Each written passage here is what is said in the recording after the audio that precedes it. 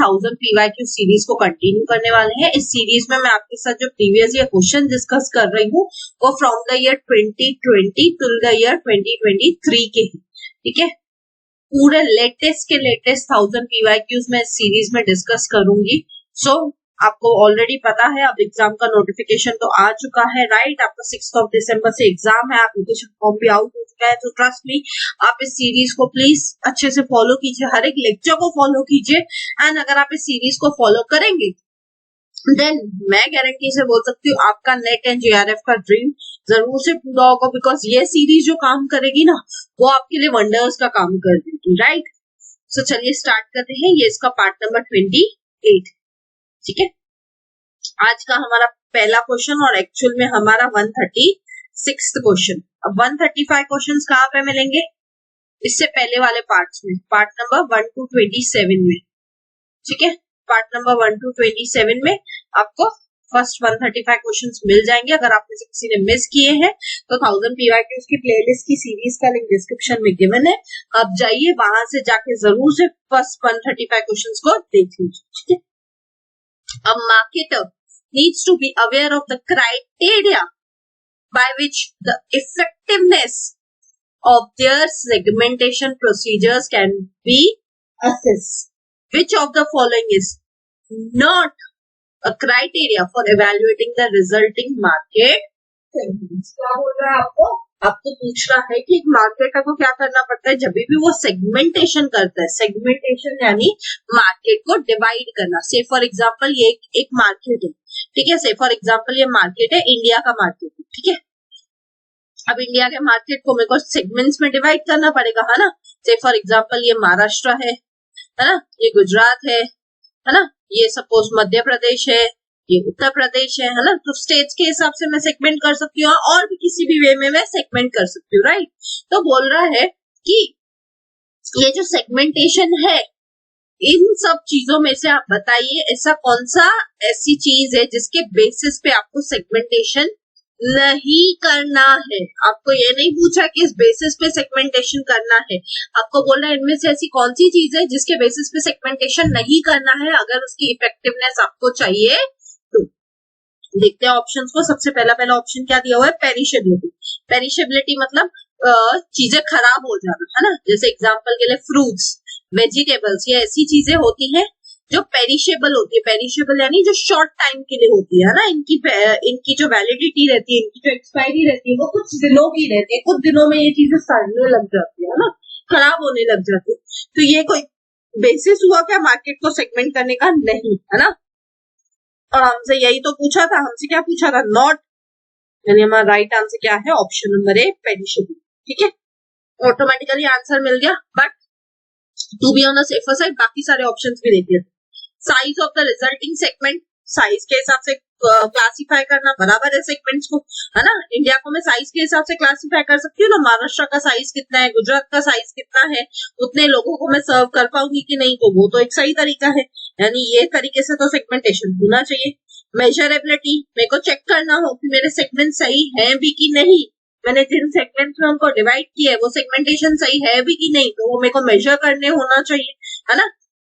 तो वो भी एक क्राइटेरिया होना चाहिए। और असेसिबिलिटी, असेसिबिलिटी यानी ऐसा नहीं होना चाहिए कि आप जिन मार्केट्स को डिवाइड करके बैठे हो वहां पे आपकी रीच ही नहीं हो। असेसेबल होने का मतलब है आपकी पहुंच, आपकी रीच, ठीक है, आपकी रीच। तो बहुत जरूरी है आप मार्केट्स को जिन बेसिस पे सेगमेंट करते हो वो सेगमेंटेशन आपके पहुंच में होना चाहिए, आपके रीच में होना चाहिए। तो ऑब्वियसली ये भी क्राइटेरिया है ना, यानी ये BCD तीनों क्राइटेरिया है। हमसे क्वेश्चन क्या पूछा था? हमसे पूछा था कौन सा क्राइटेरिया नहीं है। तो कौन सा क्राइटेरिया नहीं है? पेरिशेबिलिटी जैसा कोई भी क्राइटेरिया नहीं, ठीक है।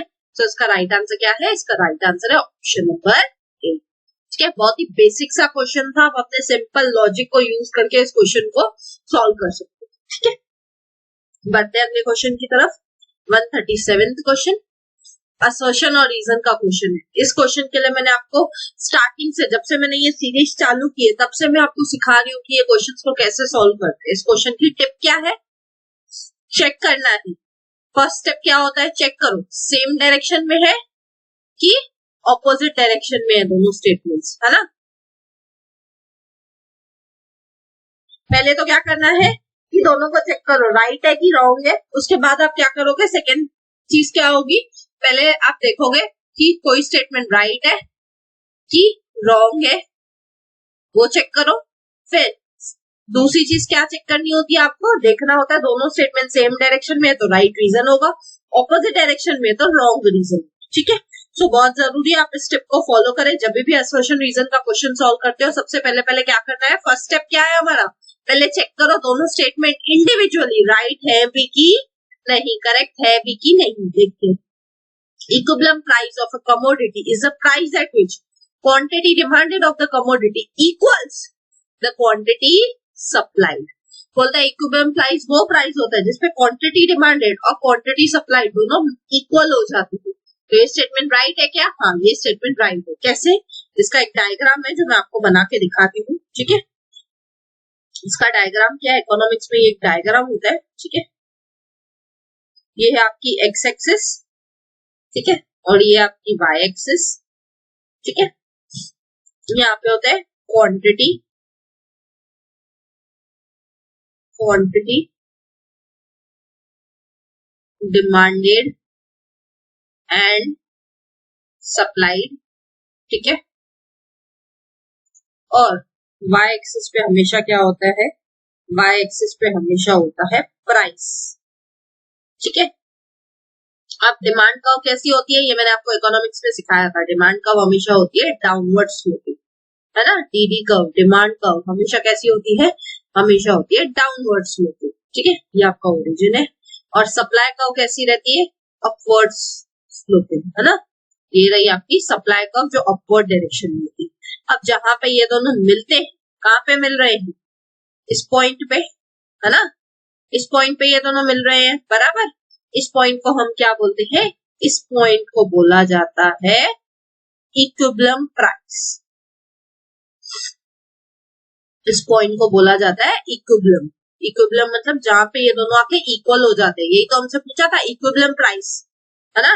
इस पॉइंट को हम क्या बोलते हैं, इक्विलिब्रियम प्राइस। इक्विलिब्रियम प्राइस वो पॉइंट होता है जहां पे डिमांड कर्व और सप्लाई कर्व आके मीट करते हैं, इंटरसेक्ट करते हैं, जहां पे दोनों डिमांड और सप्लाई इक्वल होते हैं, इसलिए इसको हम बोलते हैं इक्विलिब्रियम प्राइस। ठीक है, तो उस हिसाब से तो फर्स्ट स्टेटमेंट हमारा राइट है ना।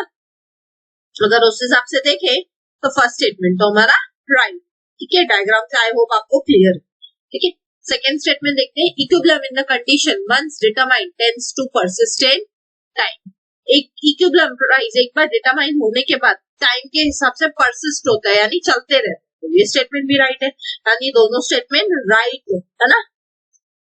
अब एक बार फर्स्ट स्टेप हो गया, फर्स्ट स्टेप हो गया ना, राइट है कि रॉन्ग है वो हमने चेक कर लिया, है ना।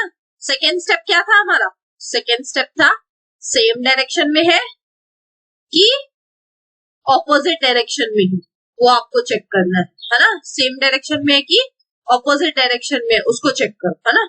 तो देखते हैं यहाँ पे किसके बारे में बात हो रही थी, इक्विलिब्रियम प्राइस की। यहाँ पे भी किसके बारे में बात हो रही है, इक्विलिब्रियम की, यानी दोनों सेम चीज के बारे में बात कर रहे हैं, है ना, यानी दोनों सेम चीज के बारे में बात कर रहे हैं, यानी दोनों सेम डायरेक्शन में। तो ऑटोमेटिकली इसका राइट आंसर क्या हो जाएगा, ऑप्शन नंबर ए, नहीं ऑप्शन नंबर बी, कैसे नहीं सॉरी, इसका राइट आंसर क्या हो जाएगा, ऑप्शन नंबर ए। यहाँ पे मैंने गलती से टिक किया है ऑप्शन नंबर बी को। ठीक है, इसका राइट आंसर क्या हो जाएगा, ऑप्शन नंबर ए, बी नहीं है, इसका राइट आंसर क्या है, ए। क्यों, क्योंकि दोनों स्टेटमेंट करेक्ट है और आर इसका करेक्ट एक्सप्लेनेशन है। क्यों करेक्ट एक्सप्लेनेशन है, क्योंकि इक्विलिब्रियम एक बार डिसाइड हो गया तो टाइम के हिसाब से इक्विलिब्रियम चेंज होता रहता है, no doubt. But equilibrium price की तो ऊपर बात हो रही थी, है ना, तो दोनों बातें तो एक ही चीज के बारे में हो रही है, इक्विलिब्रियम प्राइस के बारे में ही हो रही है, राइट। तो इसका राइट आंसर क्या है, ऑप्शन नंबर। ठीक है, बढ़ते अगले क्वेश्चन की तरफ। ये डायग्राम आप याद रख सकते हैं, ये डायग्राम आपका इकोनॉमिक्स का डायग्राम है जो मैंने खुद से बनाया है। आपको इसके चार्ट्स भी कई सारे मिल जाएंगे, बट ट्रस्ट मी इकोनॉमिक्स का डायग्राम खुद बनाने का मजा ही अलग होता है ना, तो कंसेप्ट क्लैरिटी ज्यादा होती है। ठीक है, बढ़ते अगले क्वेश्चन की तरफ। 138 question, the consumers price sensitivity is और आर इन्फ्लुएंस्ड बाय। कंज्यूमर जो प्राइस सेंसिटिव है, प्राइस सेंसिटिव है यानी कि जिसको प्राइस से बहुत फर्क पड़ता है, वो किन किन चीजों से इन्फ्लुएंस होता है, हु बियर्स द कॉस्ट, कौन खर्चा करने वाला है। ठीक है, तो सीधी बात है, कोई भी कंज्यूमर है उसको ये तो है ना कि कौन खर्चा करेगा उस प्रोडक्ट के लिए, है ना। तो यानी फर्स्ट तो आएगा ही आएगा, फर्स्ट आएगा ही आएगा, तो बी वाले को कट कर दो क्योंकि इसमें फर्स्ट तो है, बाकी तीनों में, बी वाले में नहीं है। What percentage of total expenditure does the product represent, total वो कितना खर्चा करने वाले, उसमें से वो प्रोडक्ट का कितना खर्च है उसके बारे में भी सोचेगा ना। हम हर एक चीज बजट में खरीदते हैं ना, अगर सपोज मैं 1000 रुपए लेके मार्केट में गई हूँ तो 1000 रुपए में से मैं देखूंगी ना कौन सी चीज कितने में आ रही है ना। तो ये भी स्टेटमेंट राइट है, यानी सेकंड भी आएगा ही आएगा, तीनों में सेकंड है ही एनीवे, है ना। Who bears the cost and the type of retailer, type of retailer से मेरा क्या लेना देना, मैं कहाँ से खरीद रही हूँ वही थोड़ी है, मेरी प्राइस से उसका कोई लेना देना है डायरेक्टली, है ना। तो ये स्टेटमेंट तो गलत है, यानी थर्ड तो कट हो जाएगा, थर्ड कट हो जाएगा, तो थर्ड तो एनीवे तीनों में नहीं था। चलो, consumption of product by the customer, customer क्या कंज्यूम करने वाला है उसके बारे में, ठीक है। नॉलेज अबाउट द प्रोडक्ट, वो भी ठीक है, यानी ये भी कट हो जाएगा। ऑटोमेटिकली इसका राइट आंसर क्या हो जाएगा, ऑप्शन नंबर डी। आपको देखना पड़ेगा, जो भी कंज्यूमर प्राइस सेंसिटिव होता है वो देखता है कि खर्चा कौन करने वाला है, वो टोटल खर्चे में से उस खर्चे का खर्चा कितना है, कंजम्पशन क्या है मेरी उस प्रोडक्ट की, और मेरे को उस प्रोडक्ट के बारे में नॉलेज है भी कि नहीं, ठीक है। आई होप ये क्वेश्चन क्लियर है। बढ़ते हैं अगले क्वेश्चन की तरफ। 139 question, which of the following method of training is not a part of the job training method, क्या बोलते हैं इनमें से ऐसा कौन सा मेथड है ट्रेनिंग का जो ऑफ द जॉब ट्रेनिंग का मेथड नहीं है। अब आप में से ना बहुत सारे स्टूडेंट्स ना ऐसे टाइप के क्वेश्चन में पता है मिस्टेक क्या करते हैं, ये नॉट को देख के भी अनदेखा कर लेते हैं। ये गलती नहीं करनी। आपको ये नहीं पूछ रहा है क्वेश्चन कि of the job training method बताओ, आपको पूछ रहा है कि इनमें से कौन सा ऑफ द जॉब ट्रेनिंग का मेथड नहीं है, ठीक है। तो of the job training, on the job training, ऐसे करके तो मेथड्स होते हैं, वो मैं आपको समझाती हूँ, ठीक है, नो डाउट। अब इसमें से इसका राइट आंसर क्या है, इसमें से इसका राइट आंसर है ऑप्शन नंबर सी। अब ये क्या है, ये आपको ना सब मेथड्स में डिटेल में समझाऊंगी। मैं एक न्यू सीरीज स्टार्ट करने वाली हूँ इंपॉर्टेंट टॉपिक्स की फॉर पेपर टू कॉमर्स, ठीक है। उसमें मैं आपको डिटेल में ना सारे of the job training methods, on the job training methods, वो सब मैं डिटेल में समझाऊंगी, ठीक है। लेकिन टाइमिंग के लिए आपको याद क्या करना है, आपको ये लिस्ट याद करनी है मेथड्स ऑफ ट्रेनिंग का। ये चार्ट जो है ना वो तो रट लीजिए एटलीस्ट, ठीक है। On the job training method क्या होता है, on the job training method मतलब जो जॉब पे रह के आप सामने वाले को ट्रेनिंग दे सकते हैं, तो उसे हम बोलते हैं on the job training method. जैसे अगर मैं जॉब पे हूँ तो मुझे जॉब इंस्ट्रक्शन ट्रेनिंग दी जा सकती है, मुझे इंस्ट्रक्ट किया जा सकता है कि ठीक है हमारे कॉलेज में ऐसे ऐसे लेक्चर्स होते हैं, ऐसे ऐसे लेक्चर्स दिए जाते हैं, हमारे कॉलेज में ये टाइम होता है, ऐसे ऐसे करना होता है ना। तो जॉब इंस्ट्रक्शन दे सकते हैं। अप्रेंटाइसशिप, अप्रेंटाइसशिप यानी कि आपको वहां पे बेच के, जैसे सपोज आपको स्किल वाले जो काम होते हैं, जैसे सपोज आपको सपोज सुतार है या कारपेंटर है, तो वो प्रॉपर वहां पे वो क्राफ्ट करके सीखते हैं कि कैसे सुतार कर अपना काम करता है, कैसे एक कारपेंटर अपना काम करता है ना। फिर होता है जॉब रोटेशन, जो बैंक्स में देखा जाता है। जैसे कि से फॉर एग्जांपल आज मैं कैशियर की पोजीशन पे बैठी हूँ, फिर एक साल के बाद मेरी कैशियर से पोजीशन हटा के से फॉर एग्जांपल टेलीकॉलर जो हेल्प डेस्क है उसपे बिठा दिया मेरे को, तो मैं सेम ही बैंक में हूँ लेकिन मेरी पोजीशन बदल रही है। बार बार मुझे एक पोजीशन से दूसरी पोजीशन चेंज कर देते हैं ताकि मेरे को क्या हो सके, ताकि मेरे को बोर्डम फील ना हो, है ना। फिर आता है कोचिंग। आपको नॉर्मली जैसे कोचिंग इंस्टीट्यूट होते हैं, कोचिंग देते हैं, एक्स्ट्रा स्टडी कराते, वैसे आपको कोई एक्स्ट्रा चीज सिखाना। अंडर स्टडी, अंडर स्टडी यानी एक सीनियर के अंडर रह के आप कोई काम सीखते हो। जैसे जब आप पीएचडी करते हो, है ना, तो वो भी एक तरीके की अंडर स्टडी तो हुई। क्यों? क्योंकि एक तरफ आपका गाइड होता है, वो आपको बताता है ना, अपने पीएचडी स्टूडेंट को बताता है कि कैसे काम करना है, क्या करना है, वो सब उसको गाइडेंस देता रहता है। फिर लास्ट आता है मेंटरिंग। मेंटर कौन होता है, जैसे मैं भी आप एक कॉलेज में काम करते हो तो आपका एचओडी जो होगा वो नॉर्मली आपका असिस्टेंट प्रोफेसर का क्या होता है, मेंटर का काम करता है। क्यों? असिस्टेंट प्रोफेसर को जो भी दिक्कत होगी, जो भी कुछ होगा, वो किसके पास जाएगा, वो अपने एचओडी के पास जाएगा, और एचओडी का काम है उसको मेंटरशिप देना, उसको गाइडेंस देना सही से, है ना। तो ये सारे on the job training method से। हमसे क्या पूछा था, हमसे पूछा था not of the job training method, इनमें से कौन सा ऑफ द जॉब नहीं है?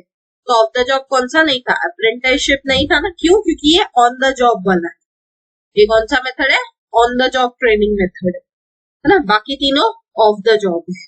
बाकी ऑफ द जॉब में कौन से आते हैं? Of the job training method का मतलब ही क्या होता है कि वो मेथड जिसमें जॉब के बाहर जाके आपको अलग से ट्रेनिंग दी जाती है। जैसे आपके लिए कहीं पे लेक्चर रख दिया, सिमुलेशंस करा दिए, केस स्टडीज पढ़ने को आपको बिठा दिया, रोल प्ले कराया। जैसे बचपन में हमें बोलते थे भाई टीचर बन के आ जाओ टीचर्स डे पे, तो रोल प्ले किया आपने, है ना।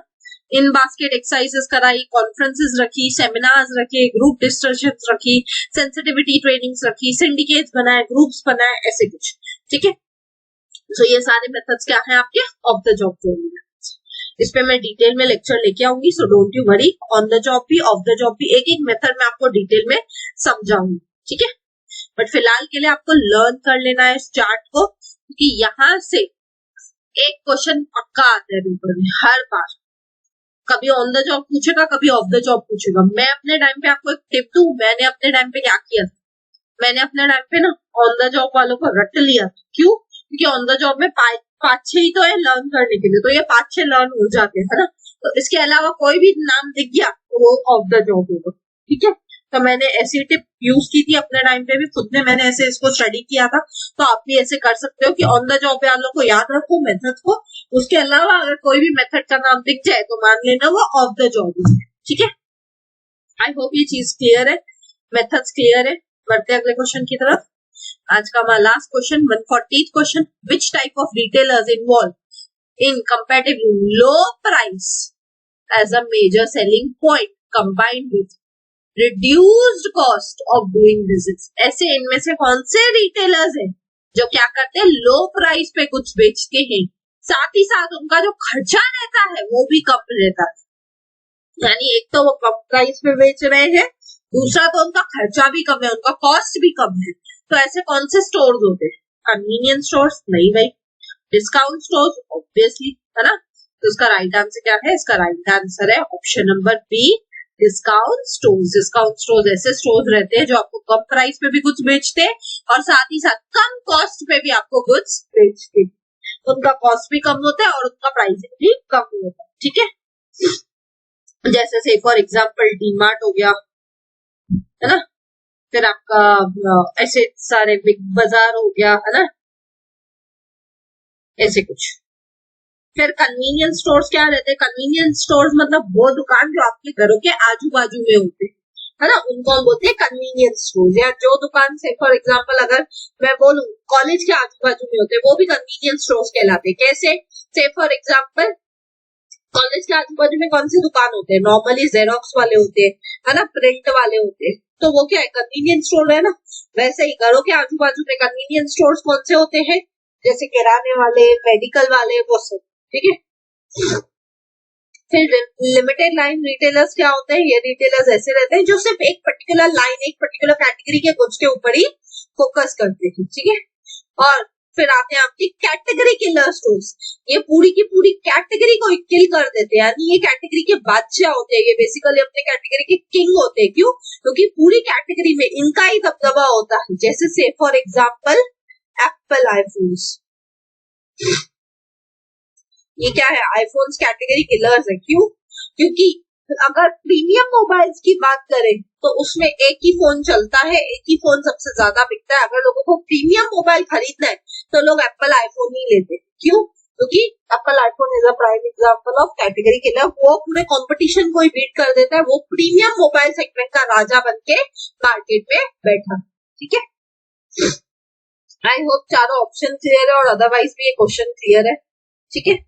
सो thank you, see you all in the next lecture. अगर आपको लेक्चर अच्छा लगा तो प्लीज लाइक कीजिए, कमेंट करके मुझे जरूर बताइए, ज्यादा से ज्यादा लोगों के साथ शेयर कीजिए, बिकॉज ज्ञान बांटने से ही बढ़ता है। एंड सब्सक्राइब कीजिए अगर आप न्यू हो। टिल देन नेक्स्ट वीडियो में, till then bye bye, take care.